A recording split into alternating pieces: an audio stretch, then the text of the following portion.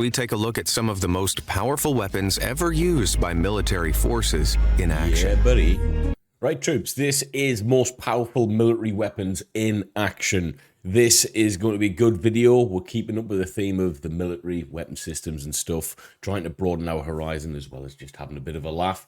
Troops, like, share, subscribe to the channel, and the original link will be in the comments. I'll see you in the comment section. Okay, let's do it. Is available for free on PC and mobile attack helicopter. There are a few weapons out there that are as iconic as the TOS-1A, and even fewer that are as powerful. Right, don't know what that is. Is it like a HIMARS type thing? I think it is. First developed by the Soviet Union back in 1988, these scary-looking machines are classified as heavy flamethrower systems, designed to provide close support for infantry and tanks as they advance in combat. Heavy flamethrowers. But the BM-1 launcher attached to the chassis here means it's really a god-tier rocket launcher that's capable of firing up to 24 thermobaric warheads. That's diabolical. That is diabolical, right? Sometimes called aerosol bombs, or, somewhat terrifyingly, vacuum bombs. Thermobaric weapons like these consist of two charges. The first detonates a container of fuel, which bursts into a cloud. And then a second charge ignites that cloud, which burns all the fuel in a gigantic fireball. It also breaks all of the Geneva Conventions, creating earth-shattering shockwaves and produces a vacuum that sucks up all the surrounding oxygen. If that sounds crazy, seeing these things in action is something else. What the? Yeah, that is horrible. The BM-1 launchers themselves sit on battle tank chassis. I was going to say it's just like a battle tank, but with the HIMARS function, but this looks like a lot more powerful than that could ever be. So operators are able to move the vehicles into position and then fire the rockets to a maximum range of about 2,000 feet, all within 90 seconds. That's scarily fast, though I'll bet not as scary as seeing 20 TOS-1As ready to launch on the horizon. Right, so have they been using these in Ukraine? Because it's a Russian-built thing, right? Have we seen these on the battlefield? This is the first time I've heard of them. I might have seen footage of them and stuff like that, but there's one thing that I've actually been thinking about whilst I've been watching this. Just came to my brain. These things look very, very capable, but what happens if they get hit and all those munitions? You get what I'm saying? It's going to be devastating for the crew, isn't it? It's game over.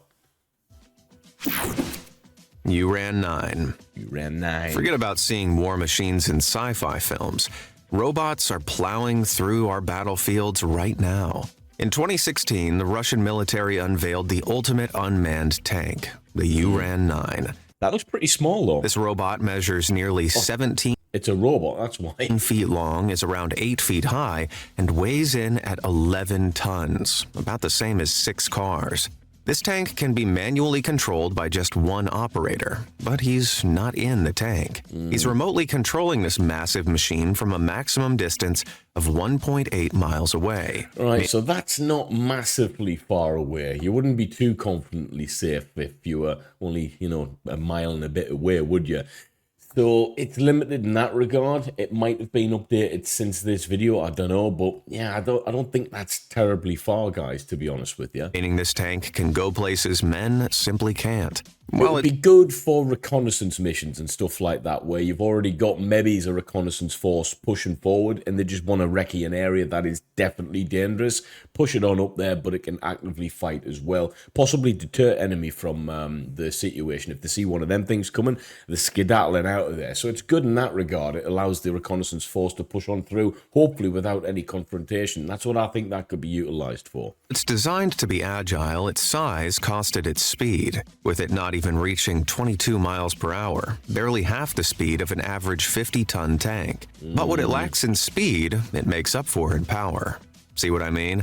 This machine aids military See what I mean? Knocks over a wooden fence. Teams in cities by providing remote reconnaissance and delivering... There you go. Recce. That's what it's all about, man. Heavy firepower when needed.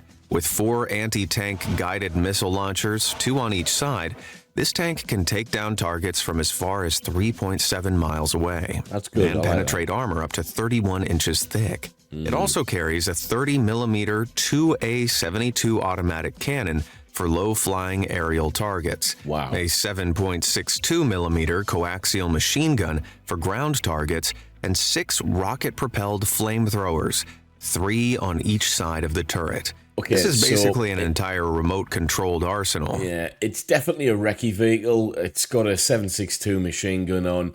Something as big as this, 11 tons, I don't see why they haven't put like a 50 cal on there. I get it, it's a recce vehicle, you know, would you want to waste 50 cal ammunition on troops effectively?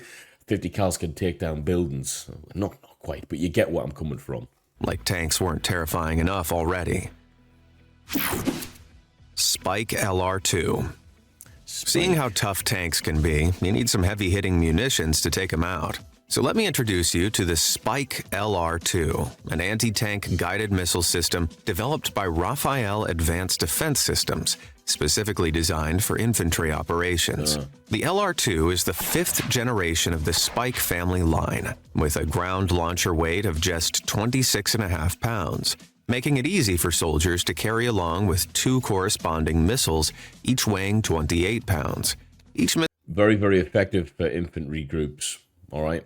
We used the Javelin, I think, back in the day. I don't know what they're using now, but these types of things can take out larger bits of kit and equipment from a distance and be very, very effective troops. Missile can carry up to 4 warheads and are immune to GPS jamming, which are small, high-powered radio frequencies that interfere with communication devices. The Spike is classed as a fire-and-forget missile, allowing infantry soldiers on the battlefield to engage armored targets from a distance of up to 3.4 miles away. Okay. That's like firing from the bottom of Kilimanjaro and hitting just shy of its peak. But instead of firing at mountains, soldiers armed with LR2s more often aim at hidden tanks, as the system allows the missile to change trajectory to attack concealed targets that weren't initially in line of sight when the missile was launched. Pretty cool. So yeah, bit like the system that we used in the Marines.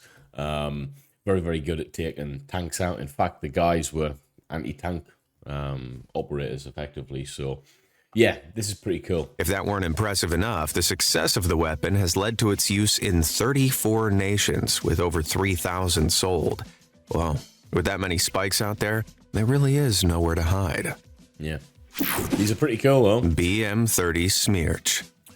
Hailing from the Soviet Union, this is the BM-30 Smerch, an 8x8 rocket launcher first produced back in 1987. That is ugly. It's definitely Russian. You can see, man. You know, Russia's got some lovely people, good-looking women and stuff.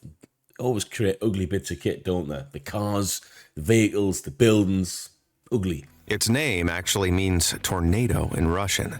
And boy, does this artillery system bring the storm. In combat mode, it weighs just over 48 tons, stretches 39 feet long, and reaches over 10 feet tall.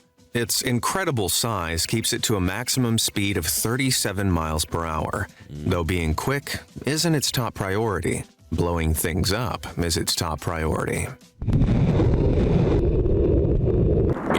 That's like a HIMARS, isn't it? Sporting a launch tube cluster for 12 rockets, the Smerch can unleash a volley of all 12 artillery rockets in just 38 seconds.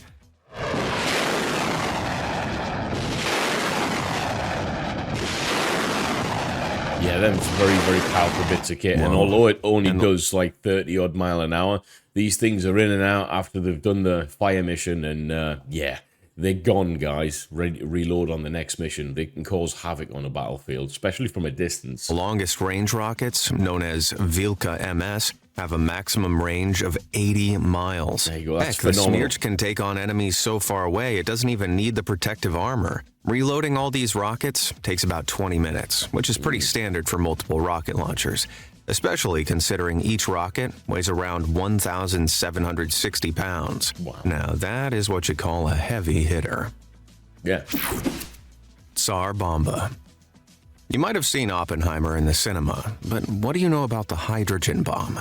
This is a bomb that detonates by combining hydrogen atoms to make helium in a process called nuclear fusion. In a process called boom boom. This creates a chain reaction that releases huge amounts of energy, making the explosion insanely powerful.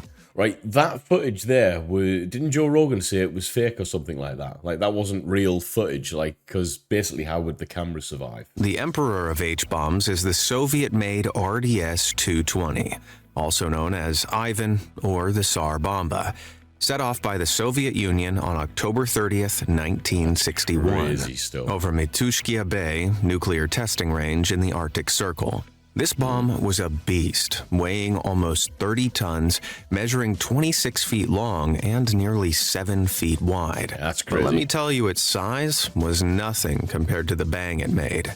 When it was dropped from a height of 30,000 feet, it came down slowly with a parachute, giving the drop plane just enough time to get out of the blast radius.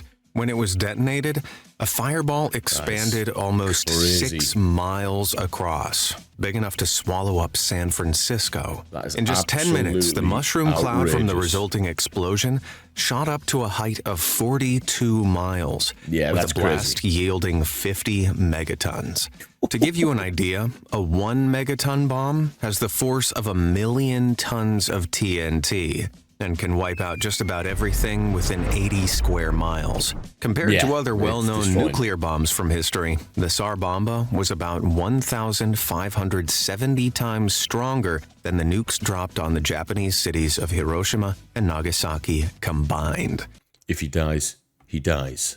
As of today, it still remains the most powerful nuclear bomb ever created. Let's hope no one whips up a Tsar Bomba. Ever knowingly created. That's the thing we've got to get with this. Ever knowingly created. There's possibly one or two bigger or better things on the planet right now. You just never know, do you, really? Who? Phalanx CIWS. For all their firepower, every military force relies on at least one last line of There defense. she is. I love saying that. American supercarrier thing or something. Supercarrier group. Unbelievable, man. That's just one of them as well. And there's probably none more fearsome than the Phalanx close-in weapons system. This radar-guided defensive weapon setup is used primarily to protect naval vessels against aircraft, missiles, and naval threats that have pierced all other lines of defense. It consists of a pneumatic M61A1 20mm Gatling gun fixed to an electric swiveling base. But this ain't your grandma's Gatling gun. This system is capable of firing up to 4,500 rounds per minute. That's insane. That's insane. That's so fast that it's hard to see it happening. But simulations using special tracer ammunition show roughly what that munition trajectory looks like. And boy, would I not want to be in a plane anywhere near these things. That's quite widespread then. I didn't realize it was as widespread as that, but it makes perfect sense when you're thinking about how these things are aiming at, you know, aircraft and stuff. They need to kind of project bigger than the plane itself to be able to cover that arc. So yeah, it's not like pinpoint accurate, but bloody accurate enough. Especially near a ship with multiple Phalanx systems on board. That's to make it even ridiculous. more metal, the Phalanx CIWS has a muzzle velocity close to 3,650 feet per second, making its firing speed over 3 times the speed of sound. That is crazy. If that wasn't enough, the Phalanx can be made completely autonomous. That means it's capable of searching, detection, evaluation, and assessing whether or not to kill the target, all on its own and in a matter of seconds. Yeah, if anyone needs me, I'll be as far away from the ocean as humanly possible. Pantsir S1. Pantsir? You can't put Pantsir in front of the Phalanx. We're back in Russia now for Man, Russians again, come on. another missile defense system, the Pantsir S1.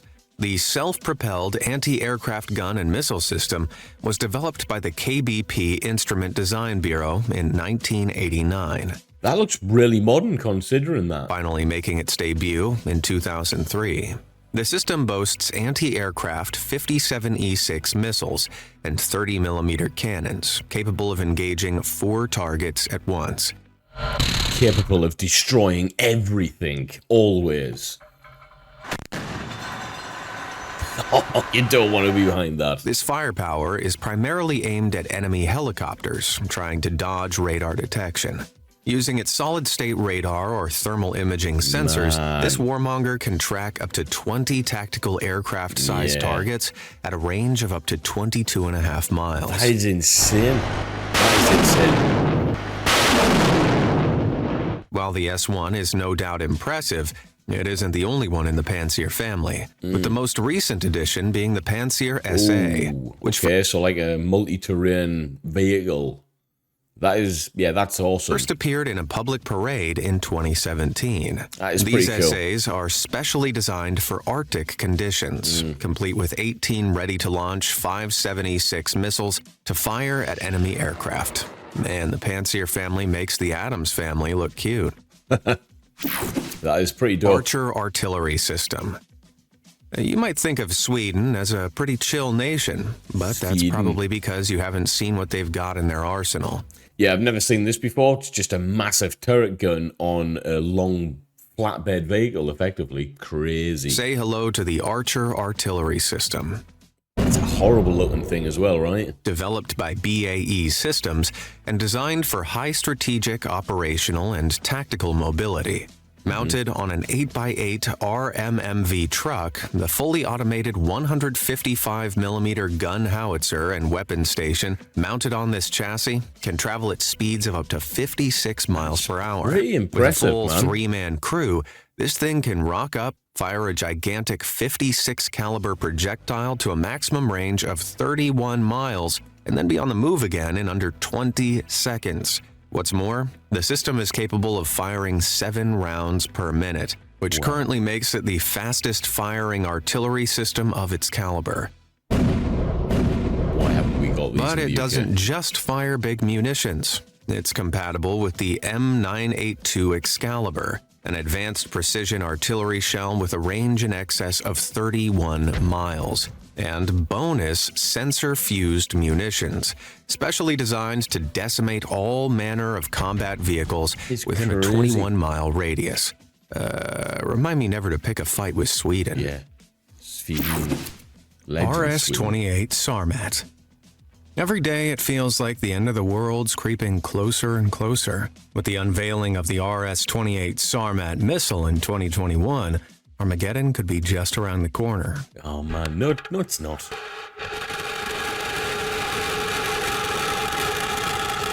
This Russian doomsday device How many of these Russian things have made it on the list? This is just the Russian military weapons in action. measures 116 feet in length, That's with a crazy. diameter of 10 feet, and can carry a payload of up to 15 nuclear warheads. What the hell is that thing?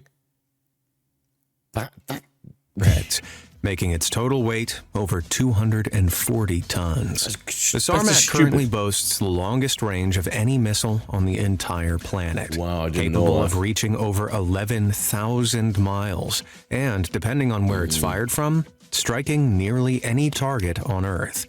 Some Russian politicians claim that if launched from the city of Kaliningrad, Sarmat could reach America in just 200 seconds and obliterate an area the size of Texas. Hang on a minute. I wasn't expecting that U-turn. That should be illegal. That should not be allowed. Yeah, America, how do you feel about that? But the shortest distance between Kaliningrad and any major American city is about 4,150 miles. So this thing would need to be capable at traveling 10 times faster than the fastest known missile, the KH-47M2. No wonder some institutions, such as British intelligence, suspect that Russia is just hyping it up for the fear factor. I don't know, man. I don't know. We need to be careful about that. That worries me. I hope they're right. This checkered challenger also has earned the nickname Satan II, because that's not scary at all. The missile completed its first test flight in 2022 and entered combat service in 2023. Profense M134 minigun. Right, let's get on to this. These nuclear stuff, yeah, get out of that. Profense minigun, Terminator style. I like this kind of stuff. This is what I'm If talking America's good at making one thing, it's guns. One standout example is the Profense M134 minigun. the original M134 of which was invented back in 1960. This bad boy is an automatic rotary cannon, meaning it boasts several barrels that spin around, allowing it to fire shots continuously. Now don't let the name fool you, this minigun is anything but mini. The thing is equipped with 6 barrels and measures 31.6 inches long. While it's based on an older Gatling gun design that required a hand crank, designers replaced that crank with an electric motor, bringing the weapon into the 21st century. When operated by a crew, it weighs around 66 pounds, but 56.9 pounds when mounted in a fixed position. The Profense can fire 3,000 rounds per minute. That's 50 rounds a second. That's fun. To put that into context, the standard M16 combat rifle only shoots about 13 rounds a second in automatic mode. Precision remotes also went one step further in modernizing the weapon by making it fully autonomous, enabling it to aim and fire at targets completely by remote control. These autonomous What a big things shot. scare the living daylights out of me. That's ridiculous, right? Troops, I think we're going to hold it there. It's like 17 minutes. We're only halfway through that, so I don't want to like keep you here for a 60-minute reaction video. We're going to break this down to 2 parts, I think, as it needs it.